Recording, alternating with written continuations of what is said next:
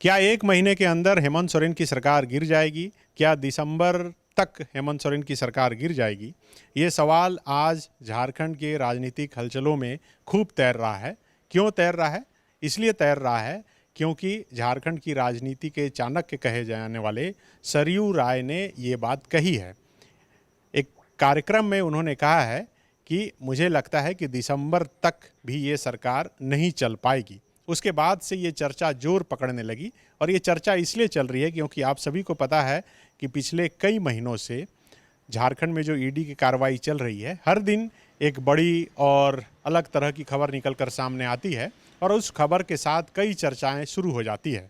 तो आज जो चर्चा है यही है कि क्या अगले महीने यानी कि दिसंबर तक हेमंत सोरेन की सरकार नहीं चल पाएगी। इसी मसले पर विस्तार से बात करेंगे, कहां पर सरयू राय ने ये बड़ा बयान दिया है और इस बयान के क्या मायने हैं। हमारे साथ हमारे दोनों सहयोगी मनोज पांडे और संजय रंजन हैं। सबसे पहले मनोज पांडे से जान लेते हैं, सरयू राय ने ये बड़ा बयान दिया है और इसके बाद ये चर्चा शुरू हो गई है। सबसे पहले तो ये बयान उन्होंने कहाँ दिया और बयान देने का मतलब क्या है? आज उनके पार्टी जो उन्होंने बनाया झारखंड जनतंत्र मोर्चा, तो उसी का एक कार्यक्रम था। उसी में वो जब अपने लोगों को संबोधित कर रहे थे, कार्यकर्ताओं को, तो उस दौरान कहा उन्होंने कि भाई प्रचंड भ्रष्टाचार है और जो खबर आ रही है कि दिसंबर पार नहीं कर पाएगी हेमंत सोरेन की सरकार। तो उनका एक साधारण लहजे में था, फिर भ्रष्टाचार का उदाहरण देने लगे कि अमुक अमुक भ्रष्टाचार है, मुख्यमंत्री के पास समय नहीं है उन भ्रष्टाचार के जिसके तथ्य रखे जाते हैं उसकी जांच करा ले। और वो उन्होंने पत्रकारों के बोलने से पहले ही कहा कि कई लोग हमसे ये पूछते हैं कि ईडी क्या चुन चुन के कार्रवाई नहीं कर रही है, सत्ता पक्ष मतलब बीजेपी के खिलाफ जो है।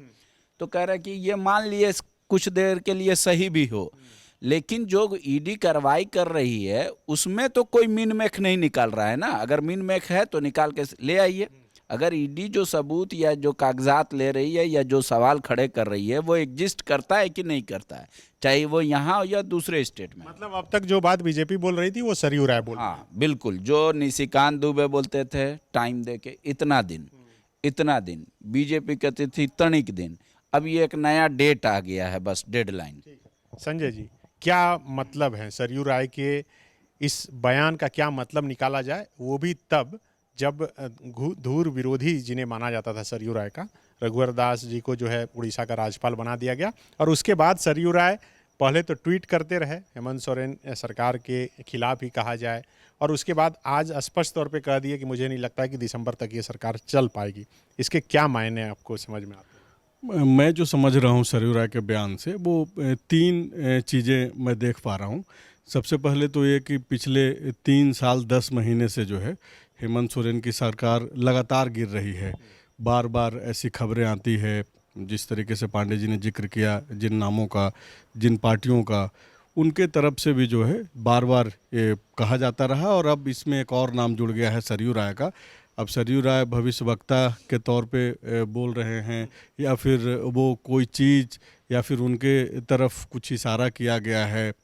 चूँकि देखिए, अब रघुवर दास जी को जब से ओडिशा का राज्यपाल बनाया गया उसके बाद से सरयू राय का जो मेन एक तरीके से बाधा बोल लीजिए बीजेपी में एंट्री को लेकर के, वो एक तरीके से हट गया है।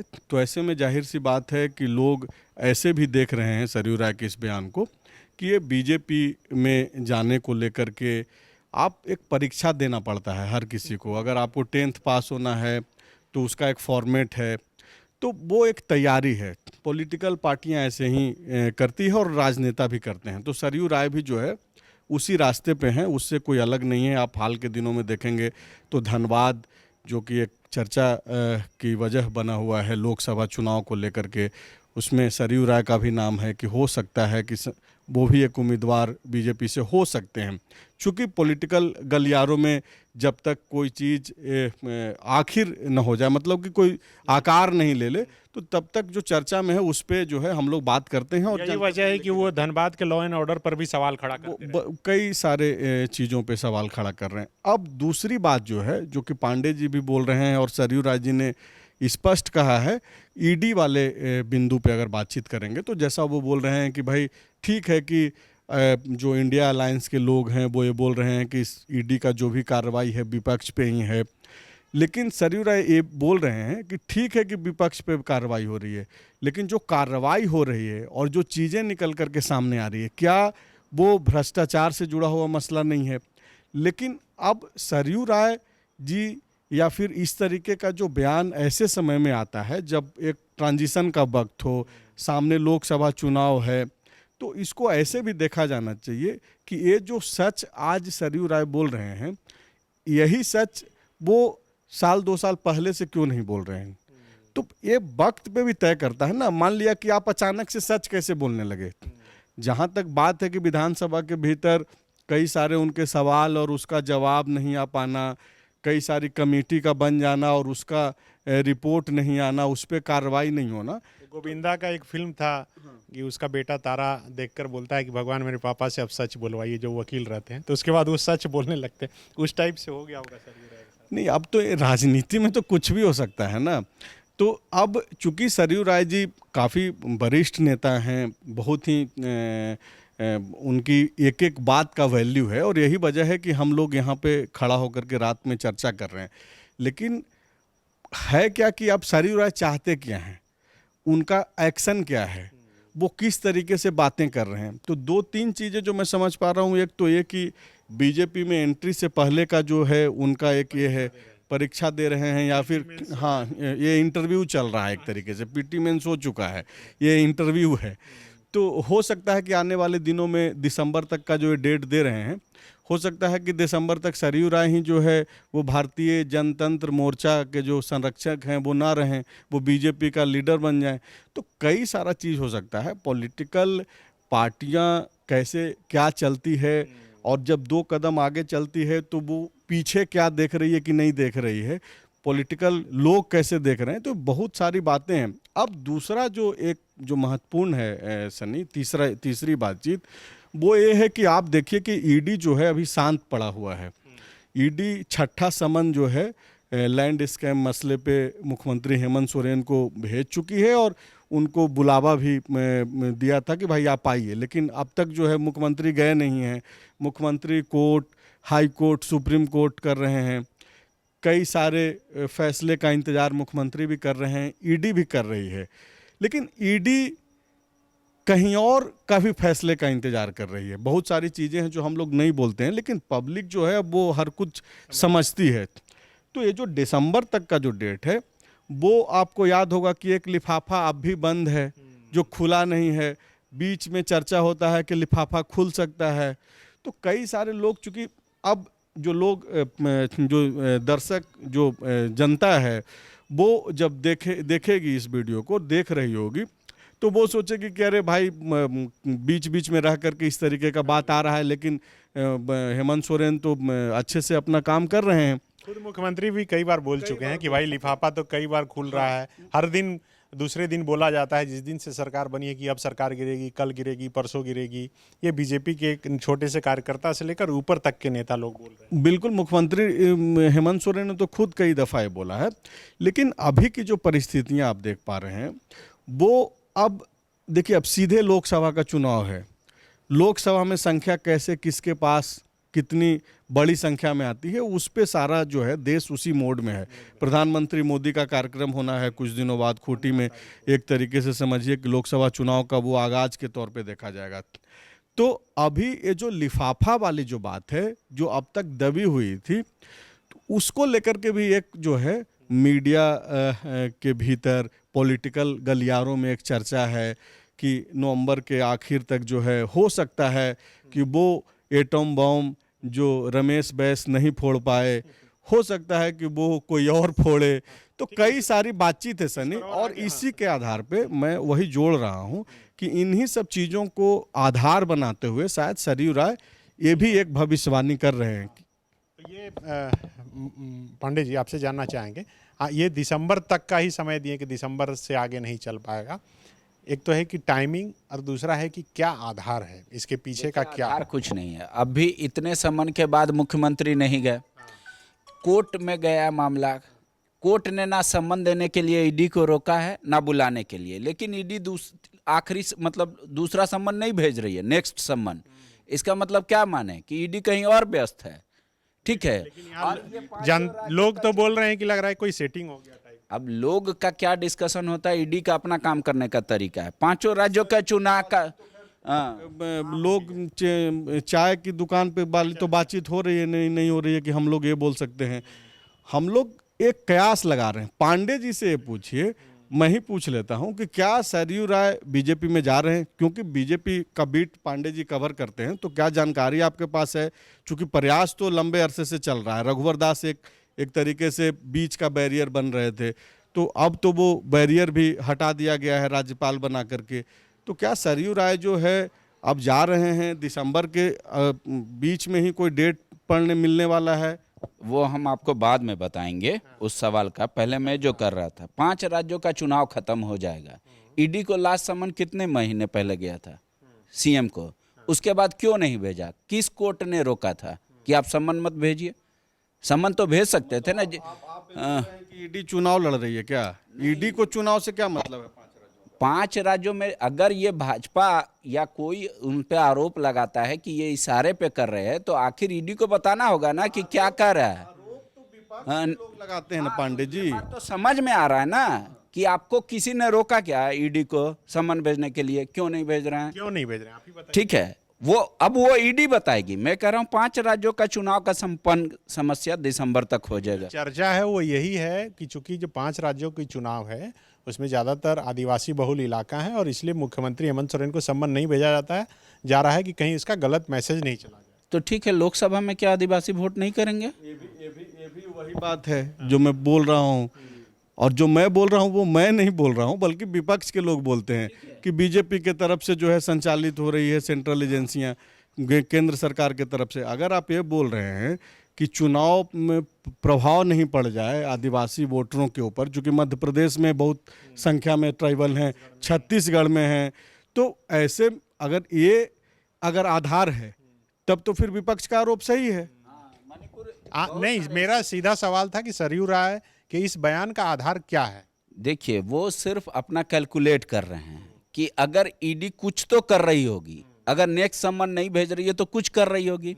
जिस तरीके से जेल में छापामारी हुई गृह मंत्रालय के आदेश के बाद, और जिस तरीके से वहां से चीजें आई कि ईडी के अधिकारियों के भी पीछे सब कुछ लगाया जा रहा है, एक तंत्र, तो इसके लिए अब निर्णायक लड़ाई पे आएगा। अब तो निर्णायक क्या होगा, आर या पार? तो अब उसमें 2 ही चीज हो सकता है। एक तो चुनाव का समय का अपना कैलकुलेट कर लिया, इतना गैप देख लिया, इसलिए वो कह रहे हैं कि अब ईडी कोई हार्श एक्शन ले ले तो सरकार नहीं रहेगी। लेकिन मेरा ये मानना है कि अगर सरयू राय जिस तरीके से बार बार कहते हैं कि अगर शेर के सामने आप खड़ा हो तो आप नहीं तय करेंगे कि क्या करेगा, शेर तय करेगा। मतलब वो बीजेपी को शेर बताते हैं और अपने आप को आम आदमी। वो बीजेपी तय करेगा कि उनको लाना है कि नहीं लाना। उनके हाल के कुल बयानों से ये लगता है कि वो सरेंडर कर चुके हैं, बस वो इंतजार कर रहे हैं कि भाई आइए। मेरे सवाल का जवाब दे दीजिए पांडे जी। तय करेगी कि कब आना है और नहीं आना है, लेकिन अभी समय इतना इनका सवाल वो तो स्पष्ट है ना, वो तो जाहिर सी बात है कि बीजेपी तय करेगी। ये बीजेपी तय करेगी कि सरयू राय आएंगे कि नहीं आएंगे बीजेपी में। जहां तक व्यक्तिगत इच्छा है, उनका विचारधारा पूरी तरीके से संघ से मिलता है और वो विचारधारा बीजेपी को सूट करता है। नहीं, वो हमेशा जाते हैं, अपने आप को अच्छा संघी बताते हैं, बोलते हैं हम प्योर हैं, बाकी सब डुप्लीकेट है। और वो अब ये है कि 1 साल से लगभग समय बचा हुआ है, विधानसभा का वो सीट छोड़ नहीं सकते। दूसरी बात, अगर इनको लाया जाए तो ये तो कोई मास लीडर है नहीं, लेकिन ये कुछ वर्ग को तो अफेक्ट करते हैं।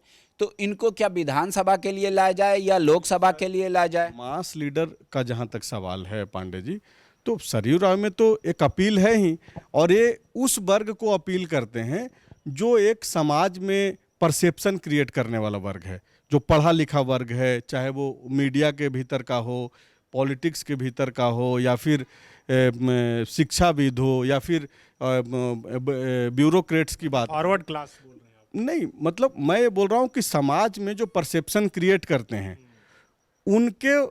बीजेपी। हाँ बिल्कुल। तो आप ऐसे नहीं बोल सकते हैं कि सरयू राय में वो अपील नहीं है। अपील नहीं रहता तो वो एक मुख्यमंत्री, जो कि रघुवर दास जैसा मुख्यमंत्री, जो एक एडमिनिस्ट्रेटर के तौर पे जाना जाता है उसका कार्यकाल, उसको हराने वाला ये आदमी है। तो आप ऐसे कैसे बोल सकते हैं कि भाई इनको मास में इनका अपील नहीं है। राजा पीटर ने गुरुजी को हरा दिया था, तो क्या वो मास लीडर हो गए राजा पीटर? देखिए वो क्राउड उन समय, सुन लीजिए बात को, क्राउड उनके समय जो वोटर थे वो रघुवर दास के खिलाफ थे। उसको इन्होंने कहा कि हम हैं तुम्हारे साथ लड़े। कोई भी वहां तीसरा व्यक्ति इतने दमखम के साथ आता तो उसको पब्लिक हाथों हाथ लेती। डाइवर्ट नहीं होना है, सीधा मुद्दे पे आना है कि दिसंबर में क्या होने वाला है। दिसंबर में कुछ नहीं होने वाला है। क्या होने वाला है दिसंबर में? नहीं, कुछ नहीं होने वाला है तो नहीं बोला जा सकता है, क्योंकि कई सारे संकेत मिल रहे हैं। और पॉलिटिक्स में क्या है कि हम आप यहाँ पे खड़ा होकर के तय नहीं कर सकते हैं। कई सारी चीज़ें फीड की जाती है पत्रकारों के पास कि भाई ये चर्चा का विषय बने। बाद में पॉलिटिशियंस को अगर वो सूट नहीं करता है तो वो लोग बैक कर जाते हैं। लेकिन जनता के सामने तो सीधा संवाद हम लोग कर रहे हैं कैमरे और माइक के जरिए। तो फिलहाल ये भी नहीं बोला जा सकता है कि सरयू राय जो बोल रहे हैं उनकी बातों में कोई दम नहीं है। दम है, लेकिन उसका बेनिफिट सरयू राय को कैसे मिल सकता है या फिर उसको वो अपने लिए कैसे भंजा पा रहे हैं, उस पे मैं अपनी बात रख रहा था। और वो यही वजह है कि मैं बोल रहा था कि ये बीजेपी में जाने के पहले का जो है एक इंटरव्यू मोड टाइप का वार्म अप चल रहा है। हाँ, वार्म अप चल रहा है। तो अभी इंतजार कीजिए, बहुत सारी चीज़ें हैं। अभी जो सरयू राय बोल रहे हैं, हो सकता है कि 1 महीना के बाद वो ये भी बोल सकते हैं कि हेमंत सोरेन की सरकार बहुत अच्छा काम कर रही है। सरयू राय ने ही समर्थन दिया है ना। हालांकि बहुत दिनों से सरयू राय ऐसे बोलते आ रहे हैं, लेकिन सत्य हो कहाँ रहा है? वो तो झूठ लिख रहे हैं। वो बहुत बैलेंस पॉलिटिशियन है, लेकिन समय और परिस्थिति के अनुसार अपना वाणी देते हैं। कभी आपको हेमंत सोरेन की किसी काम में प्रशंसा करते हैं, कभी बुराई करते हैं। एक नया ये टॉपिक दिया उन्होंने कि दिसंबर तक, और उन्होंने बताया आधार कि बहुत भ्रष्ट है सरकार। तो इसी तरीके से दिसंबर तक क्या होगा ये बात तो मतलब कोई नहीं जानता होगा ईश्वर के अलावा, क्योंकि परिस्थितियां कब बदल जाएंगी और कब किसी के फेवर में हो जाएंगी ये कहना मुश्किल है। उन्होंने एक आकलन किया है, उसका एक मात्र बेस आधार यही है, मैंने जो बताया कि नेक्स्ट समन नहीं भेजना ईडी को। इसका मतलब they are preparing for something big larger, और 5 राज्य का चुनाव संपन्न। ठीक है, अब रहा कि आदिवासी वोटरों के चलते अगर सिर्फ रुकेगा, 5 राज्य में कार्रवाई नहीं होगी, तो लोकसभा में उससे ज़्यादा आदिवासी वोटर्स पार्टिसिपेट करेंगे। तो अगर हेमंत सोरेन दूसरे राज्य में भी इतने लोकप्रिय हैं कि सारे आदिवासी वोटर इनके लिए खड़े होंगे, तो लोकसभा हैम्पर हो जाएगा। अगर यही वजह है, तब तो उनके अनुसार से दिसंबर में कोई कार्रवाई नहीं होनी चाहिए। अगर 5 आपके पास है कि गज हारे कि थान हारे, तो कोई कहेगा गज हार जाए, थान क्यों हारेगा भाई? तो अगर मान लीजिए कि बीजेपी को लगता होगा कि 5 राज्य में कार्रवाई करके अगर अभी करेंगे तो 5 राज्य हमारे हाथ से जाएगा या वहाँ पे हैम्पर करेगा, तो लोकसभा में और बड़ा हैम्पर कर सकता है। तो ये एक इशू नहीं है, बस वही एक इशू है कि कुछ तो कर रही है ईडी जो दिख नहीं रहा है। तो जब आदमी कुछ करता है और दिखता नहीं है तो उसका मतलब वो लार्जर स्केल पे करता है। वही बच्चा यूपीएससी और सिविल सर्विसेज क्रैक करता है जिसको लोग मोहल्ले में कम देखते हैं, बंद कमरे में, और प्रचार करने वाला बैग टांग के जाने वाले को लोग सब देखते हैं, इसीलिए वो बड़ा नहीं कर पाता कुछ। दिसंबर को क्या होगा दिसंबर में ये तो नहीं पता, लेकिन हाल के दिनों में अखबारों में जो खबर अचानक से ये होठवार जेल में छापा के बाद खबरें छप रही है कि भाई ईडी के पीछे नक्सली इसके सहयोगियों को लगाया जा रहा था, उनके परिवार के लोगों की रेकी करवाई जा रही थी, जेल से ये सब संचालित हो रहा था, प्रेम प्रकाश का भी नाम आ रहा है। तो ये सच अचानक से दुर्गा पूजा के बाद लग रहा है कि सब कुछ एक्टिव हो गया टाइप से। नहीं, देखिए, ईडी जिस तरीके से कार्रवाई कर रही है, और ईडी वर्सेस स्टेट, खास करके उन राज्यों में जहाँ पे गैर बीजेपी सरकार है। अभी हाल के दिनों में आपने एक खबर 2-3 दिन पहले की खबर आई राजस्थान से कि ईडी के अधिकारी 2 लोग जो है 15 लाख रुपए घूस लेते हुए वहाँ की स्टेट राजस्थान की जो एसीबी है उसने गिरफ्तार कर लिया। तो एक तो बात ये है कि ईडी के लोग भी जो है पैसे ले रहे हैं, मैनेज हो रहे हैं, ये तो स्पष्ट है जो एसीबी के कार्रवाई से पता चला। और भूपेश बघेल 2 दिन पहले उन्होंने एक इंटरव्यू देते हुए कहा कि ईडी की गाड़ियों में जो है बीजेपी के पैसे ढोए जा रहे हैं। तो इस तरीके की कार्रवाई और आरोप जो है गैर बीजेपी सरकारों के तरफ से लगाया जाता रहा है, और अभी हाल के दिनों में जो झारखंड में जो अब ये हुआ है, एक्टिविटी बढ़ी है, और जो जेल में जिस तरीके से छापा मारा गया, सीसीटीवी फुटेज कैद किया, अपने पास लिया गया, तो ये जो आरोप है, अभी तक तो ऑफिशियल कुछ ऐसा तो आया नहीं है कि रेकी हो रहा है कि नहीं हो रहा है, लेकिन ये सब तो चलते ही रहा है। अब जो नहीं, दैनिक भास्कर में तो बकायदा ईडी, मतलब डैश दे के ईडी लग रहा, ईडी का बयान टाइप से छपा।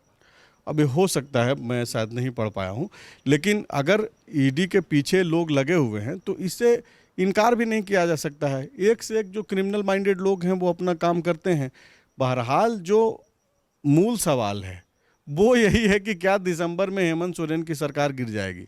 तो इसका आखिर में किससे पहले आप समाप्त करें, अगर ऐसी सिचुएशंस कुछ आती है, जो कि आपको याद होगा कि जिस वक्त छत्तीसगढ़ जाना पड़ा विधायकों को ले जा करके, झारखंड में ही अलग अलग जगहों पे हेमंत सोरेन अपने विधायकों को लेके जा रहे थे, जब विधायकी समाप्त होने की बात थी, लिफाफा खुलने का बात था, तो ऐसा अगर कोई सिचुएशन आता है कि अगर लिफाफा खुल जाए, हालांकि अब ये संभावना की बात है और राजनीति संभावना का ही विषय है, तो इससे भी इनकार नहीं किया जा सकता है, चर्चा से हम लोग भाग भी नहीं सकते हैं। सरयू राय चूंकि एक आधार बन गए हैं इस चर्चा को लेकर के, तो अगर ऐसी परिस्थितियां आती है कि लिफाफा खुल जाए या फिर ईडी अब समन नहीं भेज करके वारंट प्रे कर दे, और इस जो बाबा बोल रहे हैं कि कुछ बड़ा सोच रही है ईडी, तो अगर उस तरफ ये लोग जाते हैं तो इधर भी प्लान बी तैयार है, इधर भी तैयारी है। ऐसा नहीं है कि ये लोग इधर बैठे हुए हैं, लेकिन इधर क्या है, प्लान बी क्या है, उस पर हम लोग बाद में बातचीत करेंगे। फिलहाल हम लोग ये हेमंत सोरेन के पास पर्याप्त बहुमत है, ठीक है। मान लीजिए रातों रात, मतलब वर्स्ट केस में अरेस्टिंग हो जाती है हेमंत सोरेन की, सरकार गिर जाएगी, लेकिन वो नेक्स्ट डे ही सरकार बन जाएगी। उनके पास इतना बहुमत है, उसको कोई रोक नहीं पाएगा चाह के, ठीक है। कोई भी विधायक को सामने खड़ा करेंगे गुरुजी, चाहे मान लीजिए हेमंत जी खुद अपनी पत्नी को बनाए या चंपई दा को बनाए, किसी को खड़ा करेंगे राजभवन में, उनको शपथ दिलाना होगा, ठीक है। हाँ, मतलब अगर ये हम कह रहे हैं कि अगर वर्स्ट केस भी ऐसा हुआ तो भी सरकार सस्टेनेबल है और रिटेनेबल है, मतलब रिटेन करेगी। दम नहीं है सरयू राय के बयान। हाँ, देखिए मैंने बताया ना, दो ही आधार हो सकता है कि वो सोच रहे कि अगर नेक्स्ट समन नहीं किया तो कुछ तो कर रहा होगा ना, ईडी बड़ा कर रहा होगा, तो ये एक है। दूसरा कि आप 5 राज्यों का चुनाव खत्म हो गया, तो ये टाइमिंग जोड़ लीजिए, इसी के आधार हो सकता है। तो बिल्कुल देखिए अब दिसंबर में क्या होगा, पॉलिटिकल राजनीतिक गर्मी जो है वो कितनी बढ़ेगी नहीं बढ़ेगी ये तो नहीं बता सकते, लेकिन ठंड ज़रूर बढ़ेगी। और देखिए अभी से गुलाबी ठंड शुरू हो गई है, और यही वजह है कि मैं और पांडे जी दोनों बंडी पहन लिए हैं, संजय जी स्वेट शर्ट पहन ली हैं। तो फिलहाल आप बने रहिए फॉलो अप के साथ, आगे हम लोग बताएंगे कि आखिर झारखंड में क्या कुछ होने वाला है। शुक्रिया। thefollowup.in. Like, share, and subscribe.